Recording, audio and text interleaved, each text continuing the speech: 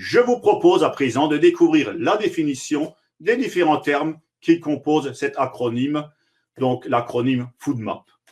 Donc, il s'agit donc pour la première lettre, donc le F, qui correspond à fermentation. Donc, en effet, donc les FoodMap qui n'ont pas été digérés dans votre estomac vont nourrir certaines bactéries, puis fermenter et générer de nombreux gaz qui vont provoquer de nombreuses flatulences et des ballonnements gênants, voire franchement désagréables.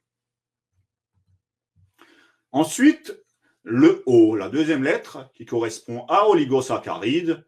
Donc, les oligosaccharides sont des chaînes de moins de 10 sucres simples que l'on appelle également souvent des fibres solubles qui ne sont pas absorbées par votre organisme. Dans cette famille, il y a notamment les fructo-oligosaccharides qu'on appelle également les fructanes. Ils comprennent des céréales telles que le blé, le seigle, l'orge, mais aussi des légumes tels que par exemple les oignons, les poireaux, les asperges, ainsi que bien d'autres. Il y a également une deuxième sous-famille dans les oligosaccharides qui s'appelle les galacto-oligosaccharides ou plus communément galactose. Ils sont essentiellement présents dans certains légumes et légumes secs, comme par exemple les artichauts, les pois chiches, les haricots rouges, les lentilles et également bien d'autres. Ensuite, la troisième lettre, donc le D, qui correspond à disaccharides. Les disaccharides sont donc une chaîne de 2 sucres simples contenus dans le lait et la plupart des produits laitiers, tels que par exemple les yaourts, les crèmes glacées ou les fromages, mais également dans la crème fraîche. Vient ensuite le M, qui correspond à monosaccharides. Les monosaccharides sont des sucres simples et en ce qui concerne les FoodMap, il s'agit principalement d'un excès de fructose par rapport à du glucose.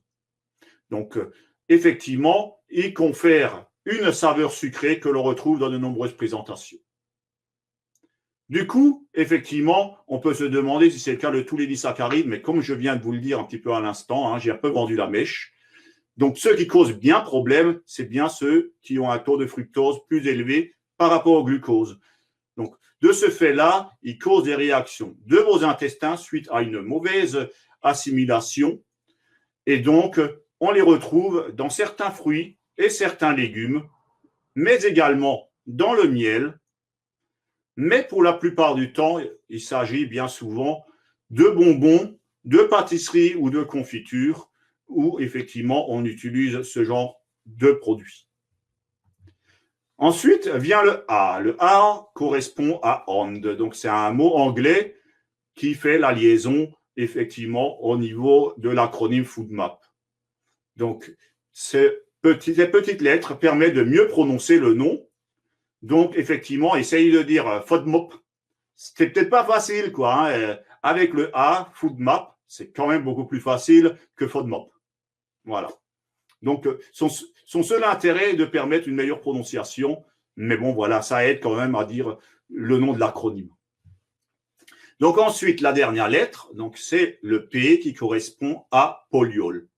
Donc, les polyols, que l'on appelle également polyalcool, sont des chaînes de sucre combinés à des molécules d'alcool. Ils ne contiennent toutefois pas d'éthanol et ne vous rendront pas ivre. Non, non, non, non. Ce ne sont pas non plus de vrais sucres. Non. Les principaux polyols de synthèse, puisque la plupart sont de synthèse, sont l'aspartame et notamment également la saccharine. Ce sont des édulcorants qui sont souvent utilisés dans l'industrie alimentaire pour remplacer le sucre. Dans beaucoup de produits, effectivement, faibles en sucre ou sans sucre, vous retrouvez ces polyols pour donner un goût sucré à vos aliments. Toutefois, ils sont également présents dans de nombreux fruits et légumes qui en contiennent, mais en très très faible quantité, et du coup, il est très rare qu'ils vous causent des soucis.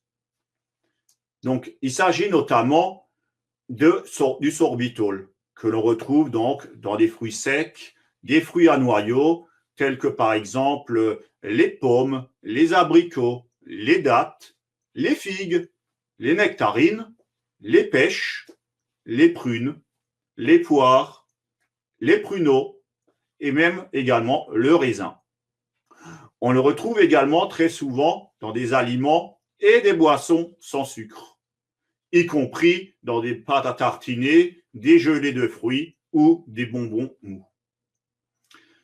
Alors, une autre sous-famille des polyols est le xylitol. Donc, il est essentiellement de synthèse, mais peut également être extrait de la sève du bouleau.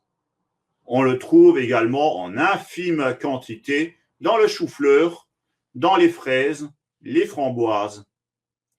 On l'utilise souvent dans des chewing-gums sans sucre, des bonbons à la menthe, je ne sais pas pourquoi à la menthe, mais bon, voilà, et des produits de soins oraux comme le dentifrice, pour se brosser les dents. Il y en a souvent effectivement dedans. Une autre sous-famille des polyols est le mannitol, qui est contenu par de nombreuses variétés d'algues et de champignons. Une autre sous-famille est le maltitol, qui n'existe pas naturellement dans vos aliments, mais il est fabriqué industriellement avec du malt ou de l'amidon provenant du maïs ou des pommes de terre. Tous ces édulcorants ou faux sucres, si on veut le dire plus simplement, sont utilisés principalement dans l'industrie alimentaire et ne sont malheureusement pas digérés par votre organisme. Voilà, ça a peut-être été un peu rapide, mais voilà, j'espère que le mot FoodMap, enfin l'acronyme FoodMap, vous paraît un peu moins mystérieux maintenant que je vous ai dit à quoi correspondent les différents mots.